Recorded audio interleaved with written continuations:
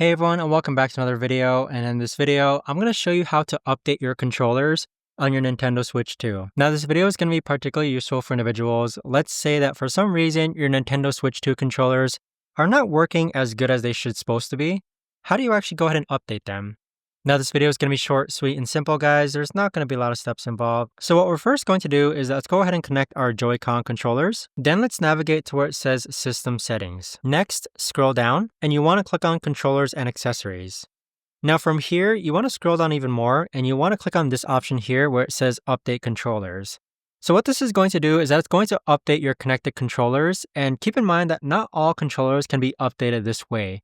So there are some other types of controllers that Nintendo Switch 2 has out in which they might not be able to be updated this way and you'd have to do it in a different way. But there you have it, guys. That right there is the best and easiest way that I know of to actually go ahead and update your controller on your Nintendo Switch 2. If you guys know of a better or easier way to actually do this, let me know in the comments down below. I would love to know. Thanks so much for watching, and I'll see you guys all in the next video.